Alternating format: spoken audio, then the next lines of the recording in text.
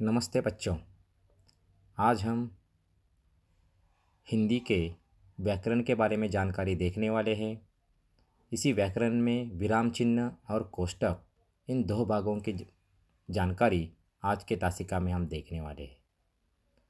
इस वीडियो में हम सबसे पहले विराम चिन्ह की जानकारी देखेंगे। हिंदी भाषा में लिखते वक्त विराम चिन्हों का प्रयोग हमें हर जगह पर करना पड़ता है। विराम चिन्हों से ही भाषा में एक तरह की जान आ जाती है। देखते हैं सबसे पहले विराम चिन्ह में क्या क्या बताया गया है। विराम चिन्ह का अर्थ है, यानी विराम का अर्थ है रुकना या ठहरना। विराम का अर्थ क्या है? रुकना या ठहरना। भाषा के लिखित और मौखिक रूप में, लिखित यानी लिखना, मौखिक यानी बोलना। जब हम भाषा लिखते हैं या जब हम भाषा बोलते हैं, उसके बीच में मौखिक रूप में बीचों बीच हमें कुछ समय के लिए हम रुकते हैं, इसे हम विराम कहते हैं। देखो, जब हम भाषा लिखते हैं या मौखिक रूप में हम बीचों बीच कुछ समय के लिए बोलते वक्त रुकते हैं, तब उसी को ही विराम कहते हैं। देखो बच्चों, हम एक आध वाक्य लिख रहे हैं, लिखते लिखते हम किस जगह पर रुक जाते हैं या बोलते बोलते भी हम कुछ वक्त रुक जाते हैं, तो उसी को ही क्या कहा जाता है? विराम कहा जाता है। आगे देखो, रुकने की क्रिया को स्पष्ट करने के लिए जो हम क्यों रुके हैं, लिखते लिखते हम क्यों रुके हैं, यह रुकने की क्रिया को स्पष्ट करने के लिए जिन चिन्हों का प्रयोग किया जाता है। देखो, हम लिखते लिखते क्यों रुके, यह स्पष्ट करने के लिए, यह बताने के लिए जिन चिन्हों का प्रयोग किया जाता है उन्हें विराम चिन्ह कहते हैं। समझो, हम एक आध वाक्य लिख रहे हैं, लिखते लिखते हम क्यों रुक गए, यह बताने के लिए जिन चिन्हों का प्रयोग किया जाता है उन्हीं चिन्हों को विराम चिन्ह कहते हैं। विराम यानी क्या? रुकना। देखो, हिंदी में हमें कुछ विराम चिन्ह बताए गए हैं। उन उन विराम चिन्हों का उपयोग अब हमें एक एक करते हुए देखना है। हर एक अलग अलग प्रकार के विराम चिन्ह हैं। सबसे पहले देखो, अल्प विराम, उसको हम मराठी में क्या कहते हैं? क्वामा कहते हैं। दूसरा क्या है? पूर्ण विराम, उसको हम हिंदी में पूर्ण विराम भी कहते हैं, खड़ी पाए भी कहते हैं, और क्या कहा जाता है उसको? खड़ी लकीर भी कहते हैं। और हम मराठी में उसको क्या? टिम्ब भी एक तरीके से कहते हैं। अगला क्या है? प्रश्न सूचक चिन्ह, इसको हम मराठी में प्रश्नार्थक चिन्ह भी कह सकते हैं। अगला है देखो, विस्मय सूचक चिन्ह। विस्मय सूचक यानी विस्मयादि बोधक चिन्ह भी इसको कहा जाता है। और मराठी में हम इसको उद्गारवाचक चिन्ह, मराठीमध्ये आपण ह्याला काय म्हणतो? उद्गारवाचक चिन्ह, लेकिन हिंदी में इसको विस्मय सूचक चिन्ह कहा जाता है। अगला है योजक चिन्ह, उसको हम डैश भी कह सकते हैं। योजक चिन्ह यानी योजक यानी क्या? कनेक्टर, यानी योजक यानी क्या? कनेक्टर, यानी दूसरे को जोड़ने वाला चिन्ह, उसको हम योजक यानी कनेक्टर भी चिन्ह कहा जाता है। अगला है इकहरा उद्धरण चिन्ह। इकहरा यानी क्या?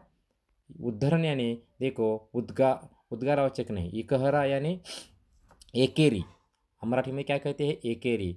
उद्धरण यानी विस्मयादि बोधक, विस्मयादि बोधक अलग और यह अलग, ध्यान रखो यहाँ पर विस्मय सूचक और यहाँ इकहरा उद्धरण, इसमें आपको कंफ्यूज हो सकता है, इसलिए ध्यान से देखो। इकहरा उद्धरण चिन्ह यह अलग है, यानी इसको हम एकेरी अवतरण चिन्ह, मराठीमध्ये आपण त्याला काय म्हणतो? एकेरी अवतरण चिन्ह, इसी को ही यहाँ पर क्या कहा गया है? इकहरा अवतरण चिन्ह भी हम इसको कह सकते हैं।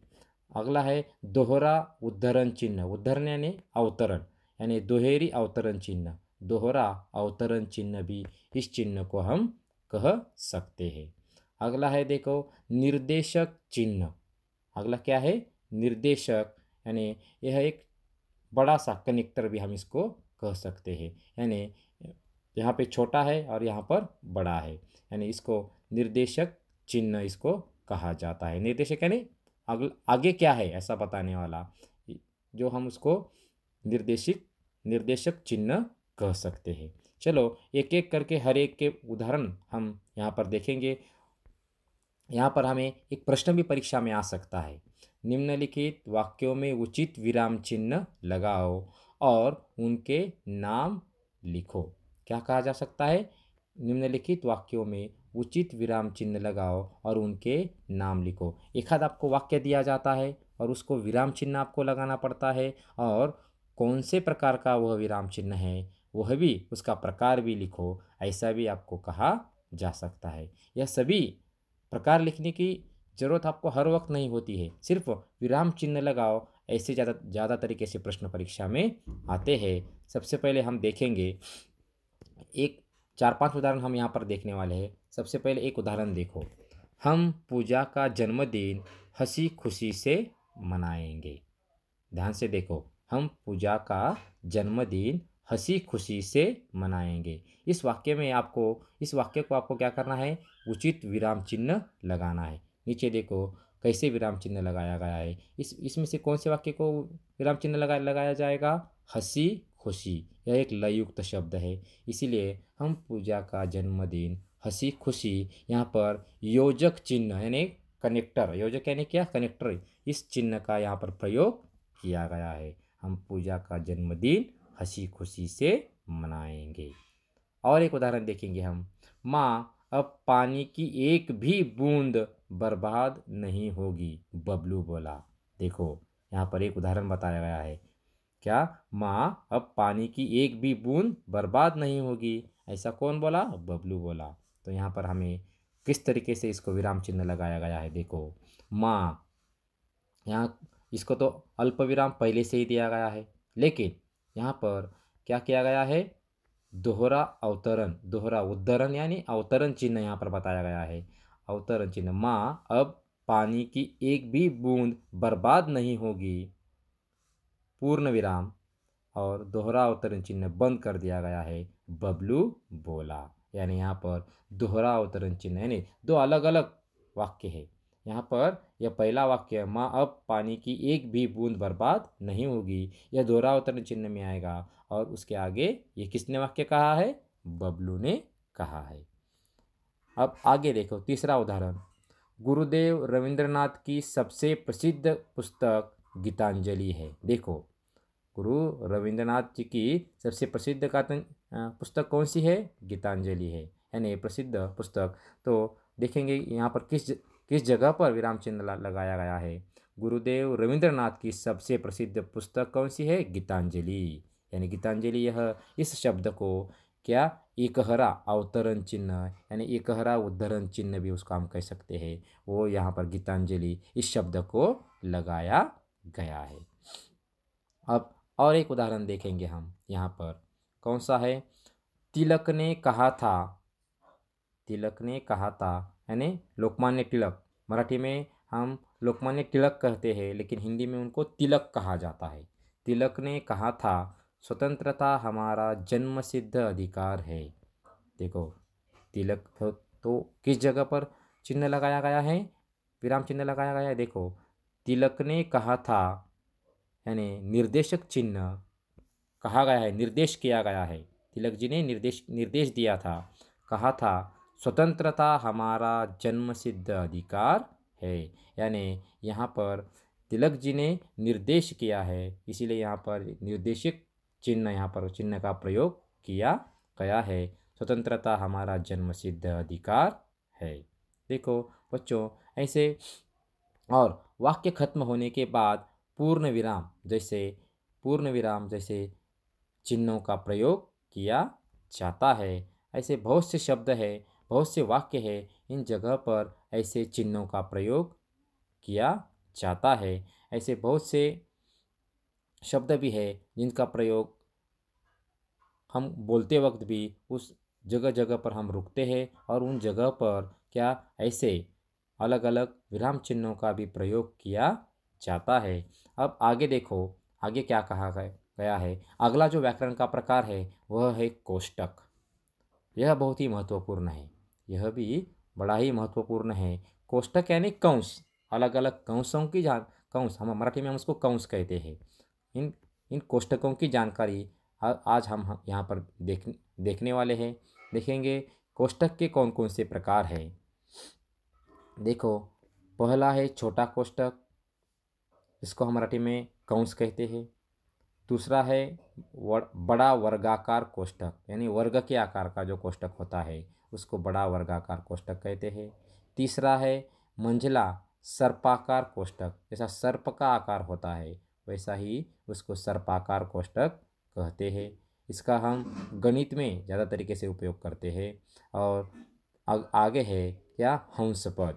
हर एक की जानकारी हम एक एक करते हुए आज आगे देखना है। सबसे पहले हम छोटा कोष्ठक जो है उसके बारे में हम जानकारी देखेंगे। ठीक है, सबसे पहले क्या है, छोटा कोष्ठक। छोटा कोष्ठक में क्या क्या है हम देखेंगे। देखो, छोटा कोष्ठक को क्या कहते हैं, यानी वो उसका प्रयोग कैसे किया जाता है वह भी हमें आज देखना है। यानी छोटा कोष्ठक यानी क्या, क्रम सूचक।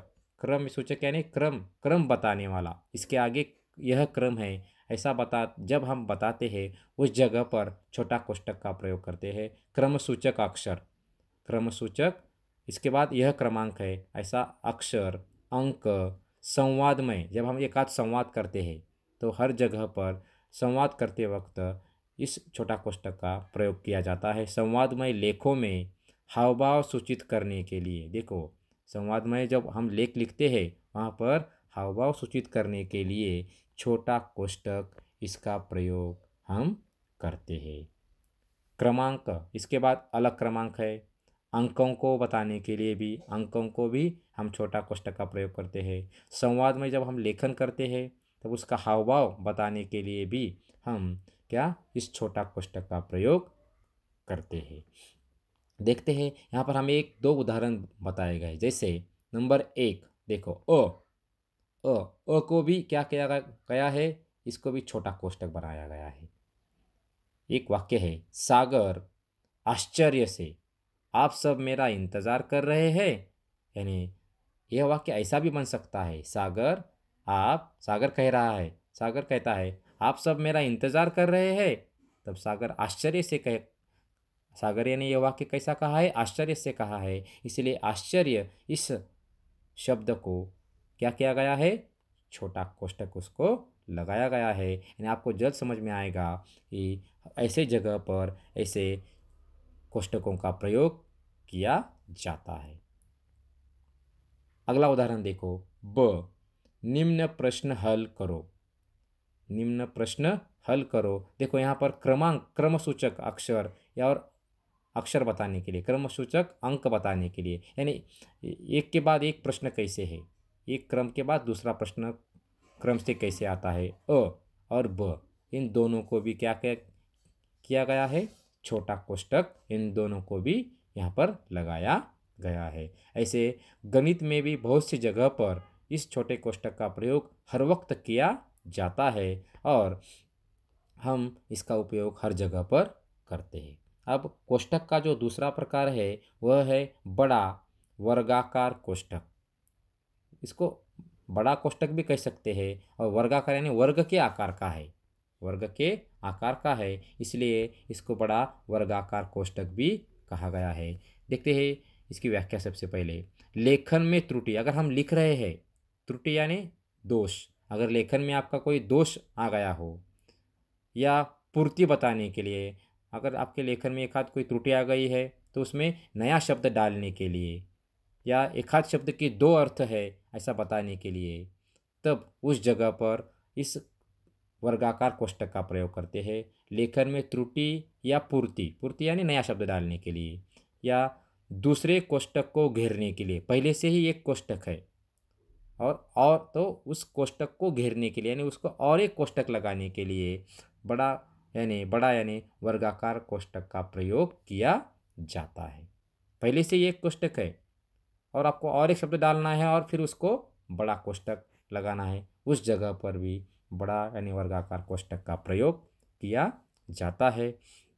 देखते हैं इसके दो उदाहरण कैसे बताए गए हैं। पहला उदाहरण देखो, रविंद्रनाथ ठाकुर का अनुवादित साहित्य सब पढ़ते हैं। देखो, अनुवादित का ही अर्थ क्या है, दूसरा अनुदित, यानी रविंद्रनाथ ठाकुर जी ने जो कुछ भी साहित्य लिखे हैं उसका अनुवाद करके बहुत से साहित्य पढ़े जाते हैं। अगर उन्हें अलग अलग भाषा में लिखे हैं तो उसको अनुवादित करते हुए, अनुवादित यानी क्या, अनुदित, अनुदित यानी क्या, अनुवादित, अनुवाद करना यानी भाषा में रूपांतरित करना। यानी देखो, इसी शब्द अनुवादित का ही अर्थ अनुदित है, इसीलिए दो दो शब्द एक साथ हम नहीं लिख सकते, इसलिए इसका ही अर्थ यह है, इसलिए इसको हम बड़ा यानी वर्गाकार कोष्ठक लगाकर हम इसको लिख सकते हैं और साहित्य सब पढ़ सकते, सब पढ़ते हैं। ऐसा हम इस जगह पर बड़ा कोष्ठक का प्रयोग हम कर सकते हैं। दूसरा उदाहरण देखो, देखो आपका पत्र नमूना ड के अनुसार होना चाहिए।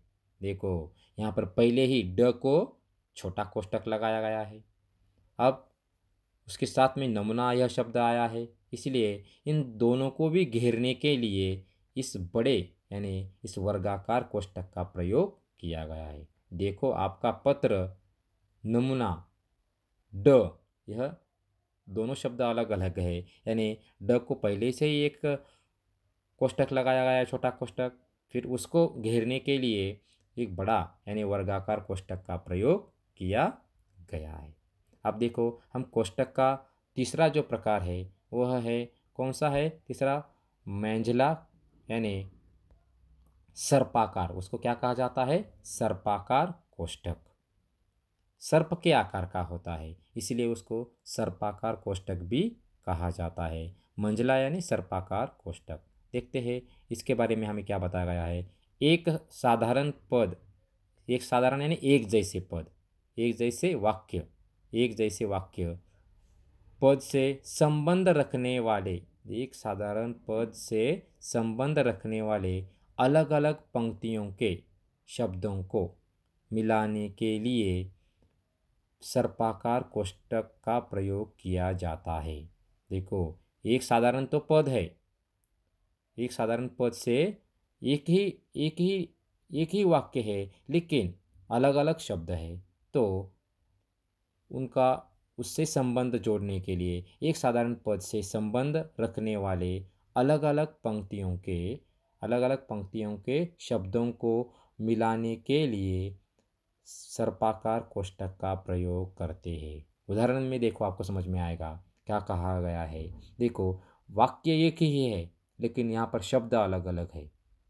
नंबर एक देखो, गोदान, निर्मला और गबन, यह क्या है, तीनों भी प्रेमचंद के प्रसिद्ध उपन्यास, उपन्यास यानी क्या, कादम्बरी है। देखो हर एक के लिए अलग वाक्य लिखने की जरूरत नहीं, जैसा गोदान प्रेमचंद की प्रसिद्ध कादम्बरी है, निर्मला प्रेमचंद की प्रसिद्ध कादम्बरी है, और गबन, हर एक के लिए वाक्य अलग लिखने की जरूरत नहीं, तीन एक साथ लिख सकते हैं आप।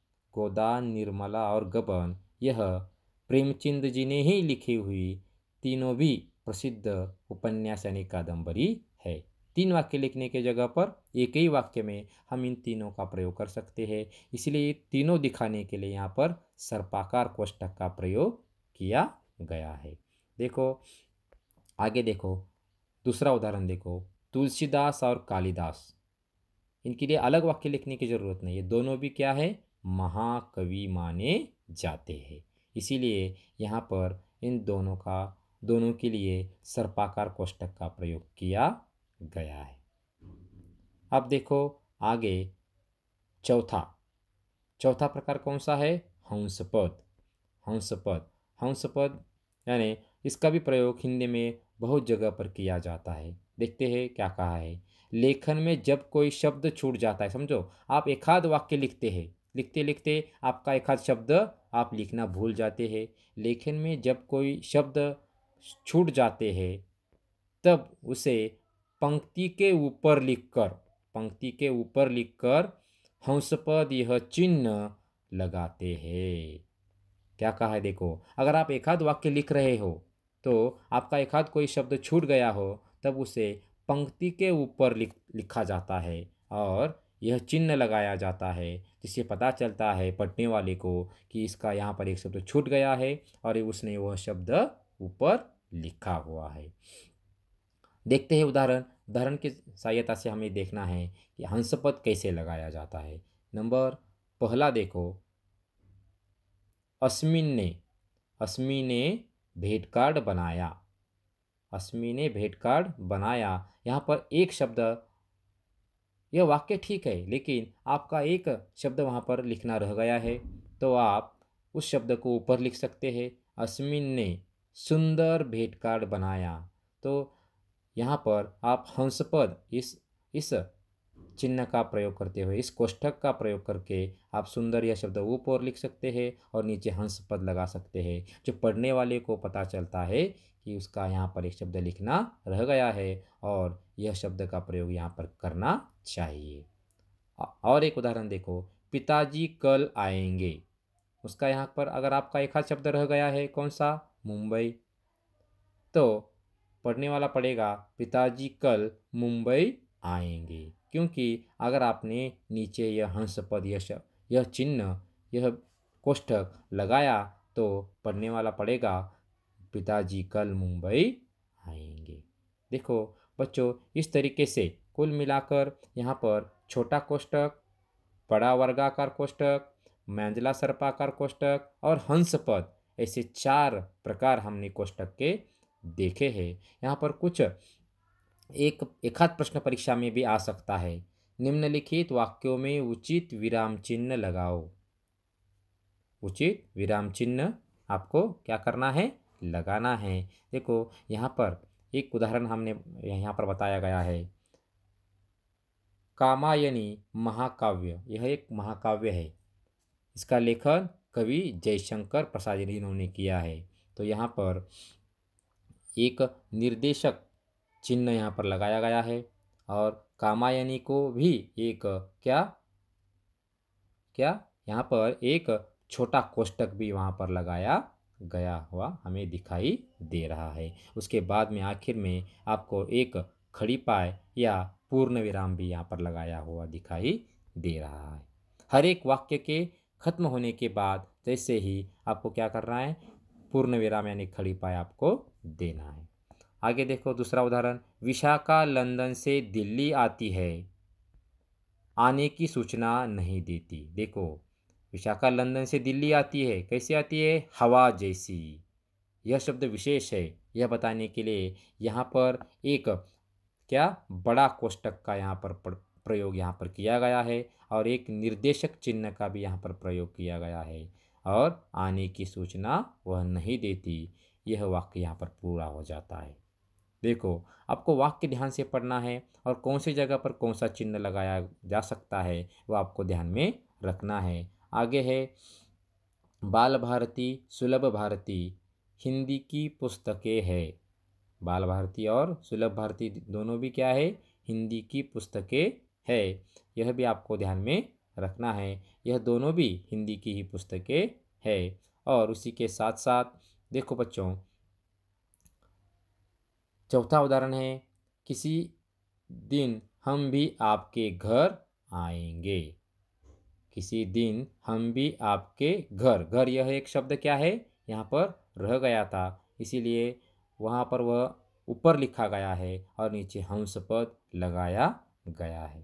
देखो बच्चों, इस तरीके से इन सभी चिन्हों का प्रयोग किया जाता है और आपको भी अगर एक आध वाक्य परीक्षा में आता है तो इन चिन्हों का प्रयोग आपको हर जगह पर करना ही होगा। और सबसे पहले याद रखो, अल्प विराम, पूर्ण विराम। पूर्ण विराम यानी क्या, वाक्य खत्म होने के बाद जब कभी यहाँ पर देखो, सबसे पहले विराम का अर्थ है रुकना या ठहरना। यहाँ पर वाक्य खत्म हो जाता है तो यहाँ पर पूर्ण विराम जैसे चिन्ह लगाए जाते हैं। ऐसे चिन्हों का प्रयोग हर जगह पर आप करते हैं। प्रश्न सूचक चिन्ह जो है, एक आध को प्रश्न पूछते हैं, तुम कहाँ जा रहे हो, ऐसा एक आध अगर आपने प्रश्न पूछा तो उस जगह पर प्रश्नार्थक चिन्ह का प्रयोग भी वहाँ पर किया जाता है। और एक यहाँ पर रह गया, वह है विस्मयादि बोधक चिन्ह यानी विस्मय सूचक चिन्ह। समझो, आपने बोलते बोलते वाह कितना सुंदर, वाह कितना सुंदर चित्र निकाला है, वहाँ के बाद आप वहाँ यानी आपने आश्चर्य व्यक्त किया है, उस जगह पर आप विस्मय यानी क्या, आश्चर्य, इस चिन्ह का प्रयोग आप उस जगह पर कर सकते हो। इसी तरीके से जितने भी चिन्ह हैं, अल्प विराम, पूर्ण विराम, प्रश्न सूचक चिन्ह और विस्मय सूचक यानी विस्मयादिबोधक चिन्ह, योजक चिन्ह, इकहरा उद्धरण यानी इकहरा अवतरण चिन्ह, उसके बाद दोहरा उद्धरण यानी दोहरा अवतरण चिन्ह, निर्देशक चिन्ह, इन्हीं सभी चिन्हों का प्रयोग आपको हिंदी के लिखते वक्त इसका प्रयोग आपको करना पड़ता है। आपको यह सब ध्यान में रखना है और आपको लिखते वक्त इसका प्रयोग भी करना है। बच्चों, मैं आशा करता हूँ आपको यह विराम चिन्ह और इन सभी कोष्टकों के बारे में आपको जानकारी समझ में आ गई होंगी। ओके, थैंक यू, धन्यवाद।